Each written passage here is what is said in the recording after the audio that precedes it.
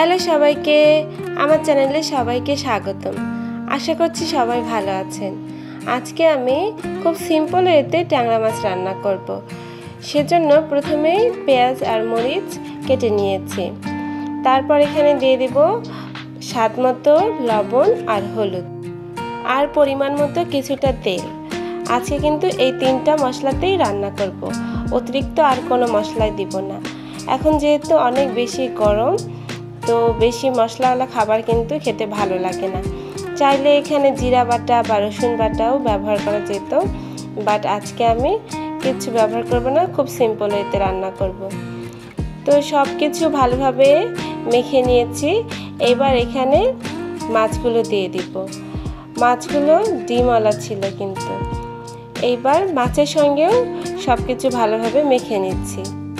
কোনো কিছু আমরা যখন মেখে রান্না করি তখন যত বেশি ভালোভাবে মাখা হবে তত বেশি মজা হবে, মানে মাখাতেই আসল মজা। তারপর এখানে আমি টমেটো অ্যাড করেছিলাম। 3টা টমেটোকে আমি 4 ভাগ করে কেটে নিয়েছিলাম। এইবার টমেটোগুলোকেও খুব ভালোভাবে মেখে নিচ্ছি সব কিছুর সঙ্গে। তো এই মাখা হয়ে গেলে কিন্তু এই রান্নাতে আর তেমন কোনো ঝামেলা নেই। এবার এখানে পানি দিয়ে চুলায় বসিয়ে দিলেই আমাদের রান্না কমপ্লিট। এটা খেতেও মজা হয় আর রান্না করতেও তেমন কোনো ঝামেলা নেই। তো আমি এখানে পানি দিয়ে দিয়েছি আর এবার চুলায় বসিয়ে দিলাম। এরপর ঢেকে প্রায় 15-16 মিনিটের মতো রান্না করে নিয়েছিলাম। আর আমি একেবারে ঝোল শুকিয়ে রান্না করব।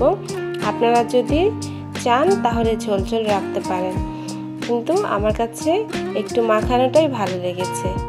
আমার রান্না কিন্তু একেবারে শেষের পর্যায়ে। এবার আমি চুলার জালটা বন্ধ করে দিব। তো আজকের মতো সবাইকে টাটা। সবাই ভালো থাকবেন, সুস্থ থাকবেন আর আমার চ্যানেলের সঙ্গে থাকবেন। আর যদি ভিডিওটা ভালো লাগে একটা লাইক, কমেন্ট আর শেয়ার করে দেবেন আর আমার চ্যানেলটাকে সাবস্ক্রাইব করবেন। আল্লাহ হাফেজ সবাইকে।